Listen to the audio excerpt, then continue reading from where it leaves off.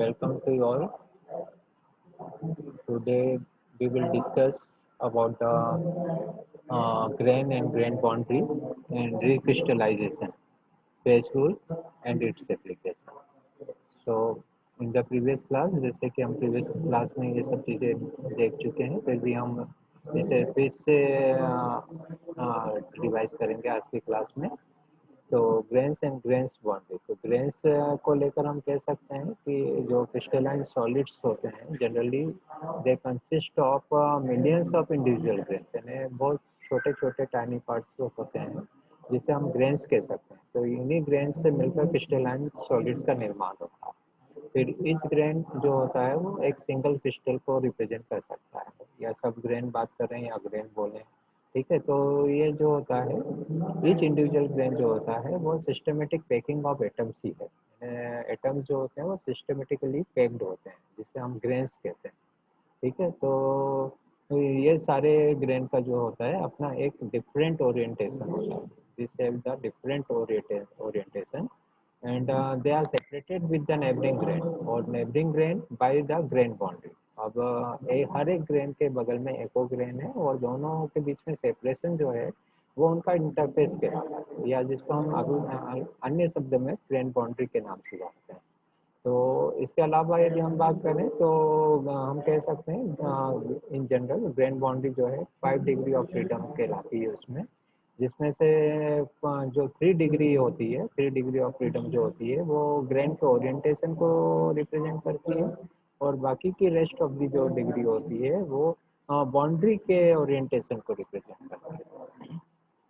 ये आपका one of the typical diagram of the metal and ceramic grain in a metal and ceramic का एक typical example एक diagram बताया गया है, जो कि आप देख सकते हैं। इसमें क्यूब बताया गया है, जो कि क्यूब में हर एक में एक ग्रेन बताया जिसका ओरिएंटेशन जो है अलग अलग है।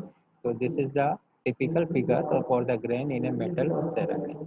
Then further if we talk about the grain boundaries, तो हम बात कर सकते हैं कि वह grains meet in a solid, ठीक है, वो कहलाती है grain boundary.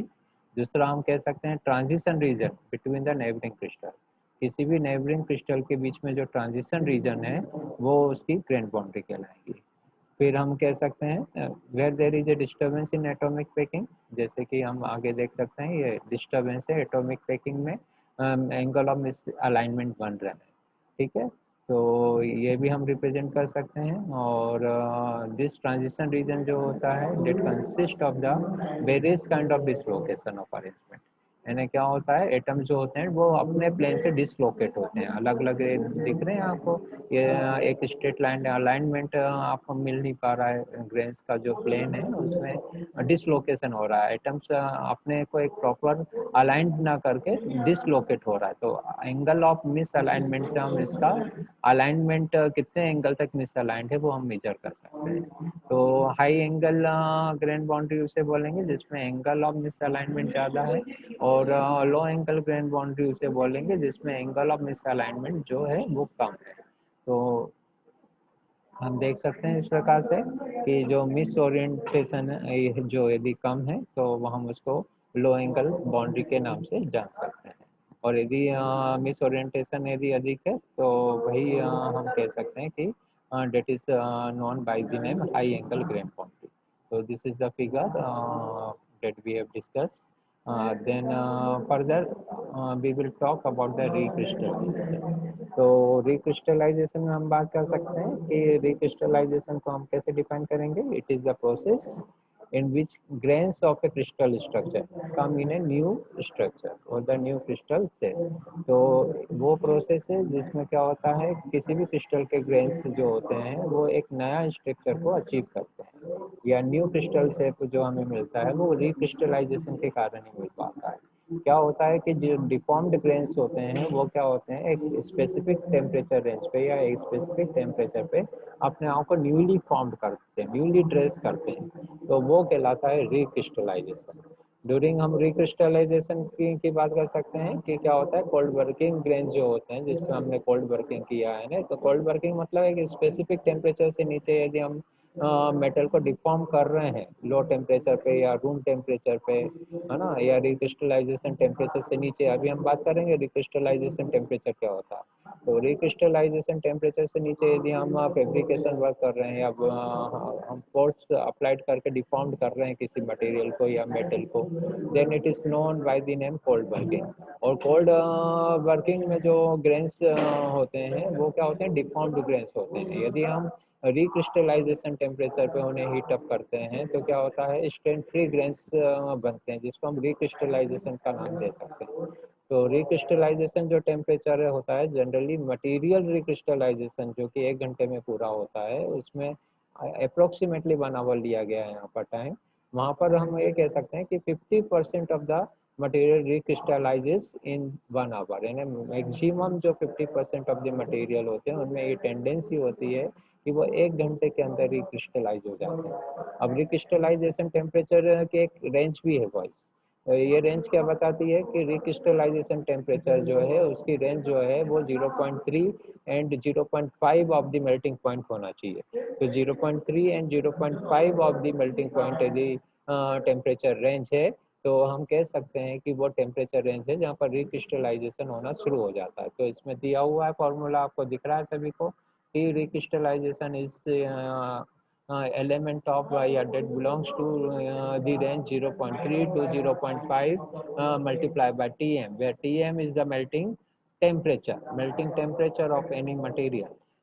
Then the driving force for recrystallisation के लिए हम बात कर सकते हैं ड्राइविंग फोर्स की, वो क्या होती है, फ्री एनर्जी होती है। और फ्री एनर्जी कौन सी होती है, that is the difference between the deformed and undeformed material में जो एनर्जी होती है उसकी जो डिफरेंस हमें मिलेगा, उन दोनों की एनर्जी का जो डिफरेंस मिलेगा, डिफॉर्म्ड एंड अनडिफॉर्म्ड मटेरियल के बीच में जो फ्री एनर्जी है वो उन दोनों का डिफरेंस है। यानी डिफॉर्म्ड ग्रेन्स की जो एनर्जी है और अनडिफॉर्म्ड ग्रेन्स की जो एनर्जी है वो क्या होगी, एक दूसरे का जो डिफरेंस होगा उतने अमाउंट ऑफ में एनर्जी रिलीज करती है। फिर इसके बाद हम इसका फॉर्मूला दिया हुआ है, recrystallization is equal to G deformed material minus undeformed material, इन दोनों का डिफरेंस जो है वो फ्री एनर्जी के नाम से जाना जाता है।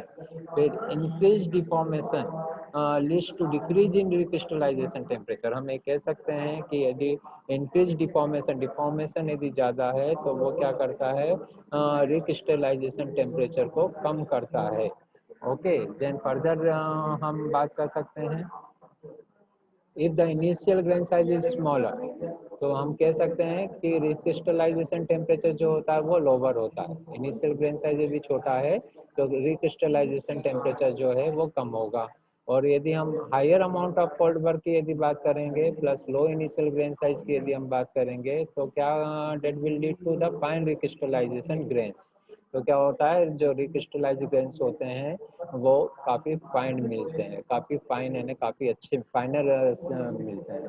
फिर हाई टेम्परेचर ऑफ वर्किंग यदि है और लोअर स्ट्रेन एनर्जी स्टोर हो रही है तो उससे के कारण क्या होगा, हाइयर रिक्रिस्टलाइजेशन टेम्परेचर बनता है। और तो हम देख सकते हैं कि जो रेट ऑफ रिक्रिस्टलाइजेशन है वो एक्सपोनेंशियल फंक्शन है टेम्परेचर का, बट हम कह सकते हैं कि रिक्रिस्टलाइजेशन प्रोसेस जो है कि वो कॉम्प्लेक्स है। और हम कह सकते हैं कि रिक्रिस्टलाइजेशन टेम्परेचर जो है उसके कुछ कंसेप्ट हैं, वो ये है ना, एक स्ट्रॉन्ग रिलेशनशिप इसमें बताई गई है कि प्योर मेटल के लिए जो रेंज होती है वो 0.3 times of the melting point होती है। प्योर मटेरियल के लिए recrystallisation temperature 0.3 times of the melting point temperature है। और फर्दर इम्प्योर मटेरियल्स के लिए ये रेंज 0.5 से लेकर 0.6 के बीच में है, 0.5 से लेकर 0.6 के बीच में है। तो कमर्शियली यानी कमर्शियली जो प्योरिटी है वो अपने को 275 डिग्री सेंटीग्रेड मिलती है। और जबकि यहाँ पर जो अपने को प्योर मटेरियल के केस में ये एल्यूमिनियम की यदि बात करें जो कि 99% प्योर है, वो उसमें अपने को रिक्रिस्टलाइजेशन टेम्परेचर काफ़ी कम मिल रहा है जो कि है 75 डिग्री सेंटीग्रेड। तो हम देख सकते हैं कि इम्प्योर मटेरियल के लिए जो रिक्रिस्टलाइजेशन टेम्परेचर की रेंज है वो ज़्यादा है और जो प्योर मटेरियल है उसकी रिक्रिस्टलाइजेशन टेम्परेचर की रेंज कम है। बट अब हमारा जो मेन टॉपिक है वो फेस रूल है। तो फेस के बारे में हम बात करेंगे। फेस क्या कहलाता है?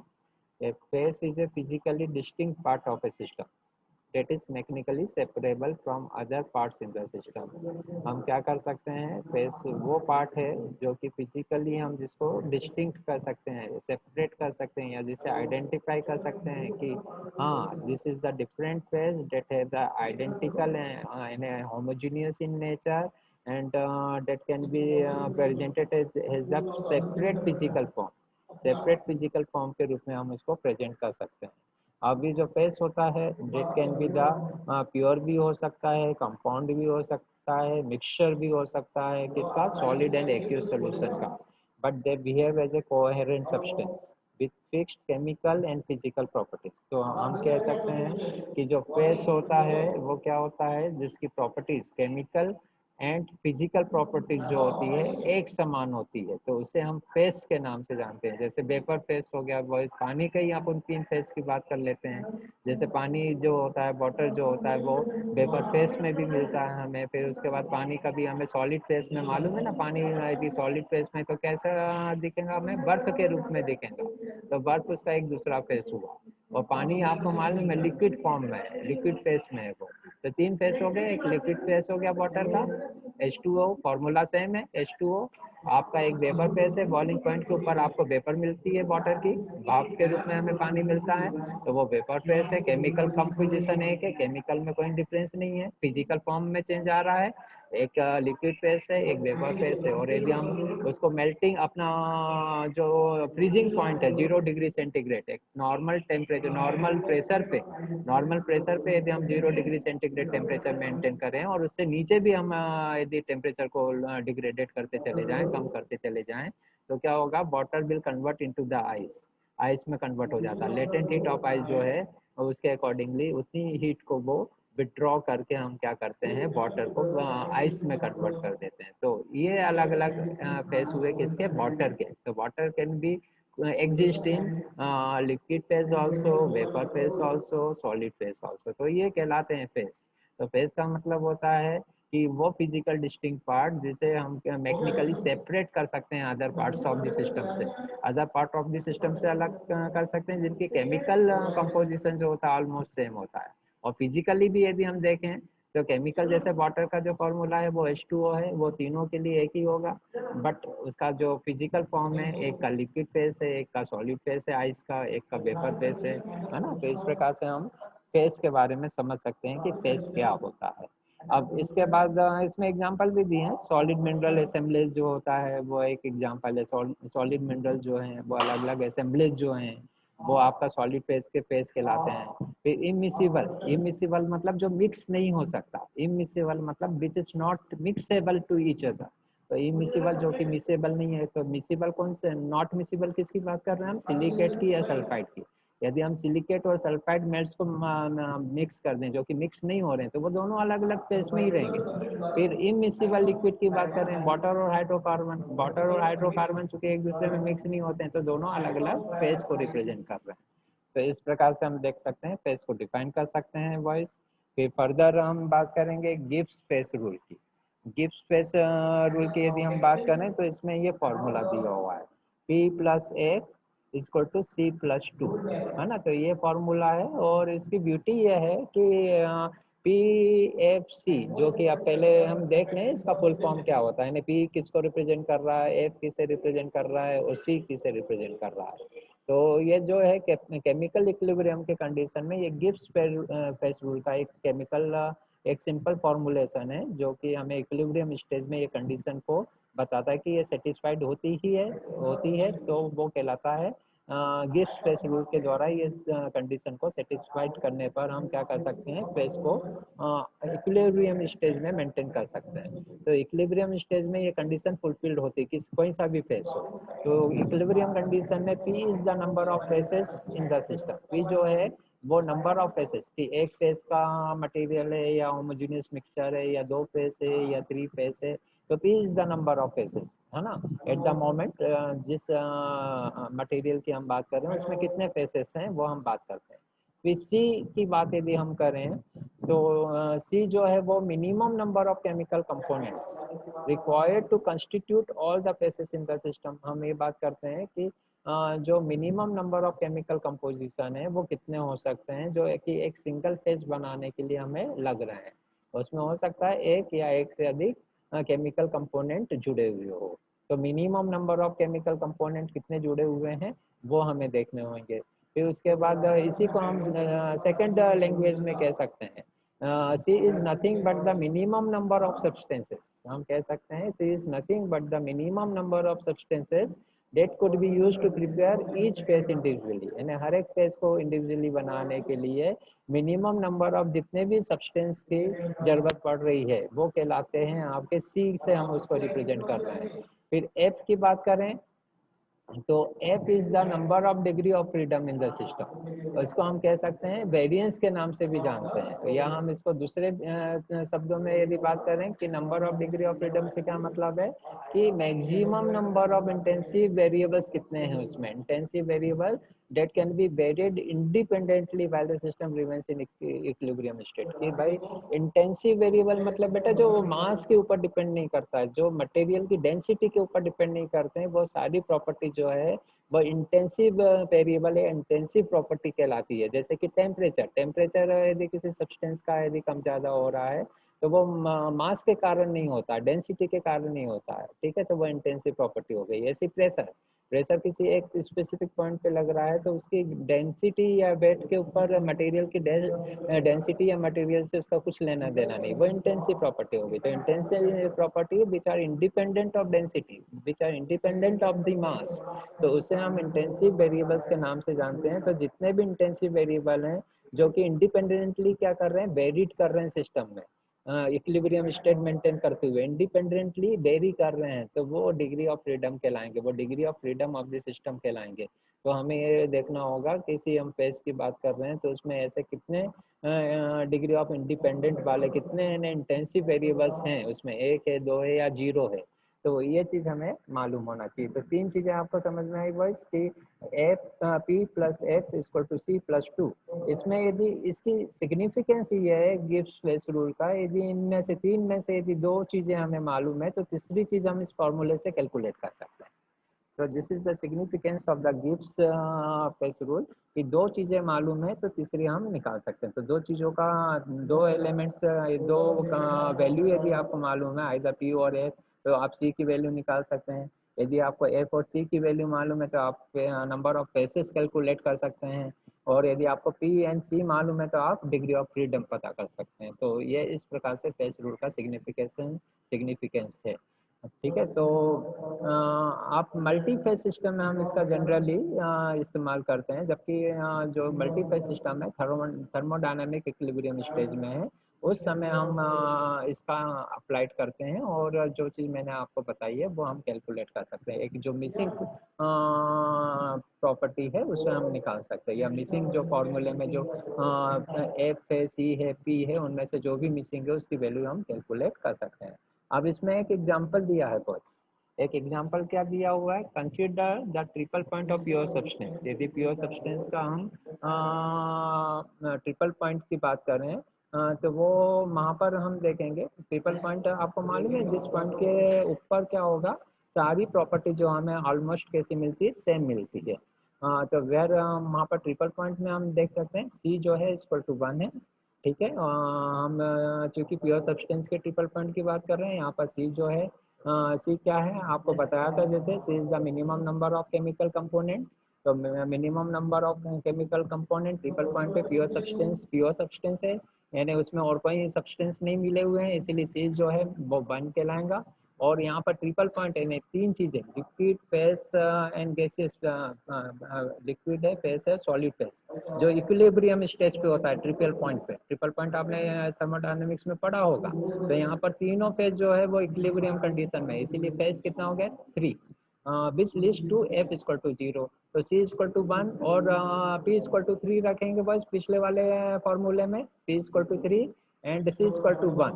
तो क्या रखेंगे तो कितना मिल जाएगा, ये 3 हो गया, 3 इधर आ जाएगा तो कितना हो जाएगा और ये आपका 1 हो जाएगा, सी 1 हो जाएगा तो 1 प्लस 2 इक्वल टू 3, और ये जो पी इक्वल टू 3 है वो इधर आकर माइनस हो जाएगा, तो डिग्री ऑफ फ्रीडम हमें कितना मिल गया, 0। ठीक है, आपको फॉर्मूले में क्या रखना है, सी की वैल्यू रखना है इक्वल टू 1, पी की वैल्यू रखना है इक्वल टू 3, और आपको मिल जाएगा एफ की डिग्री ऑफ फ्रीडम की वैल्यू मिल जाएगी 0। ठीक है, तो हम कह सकते हैं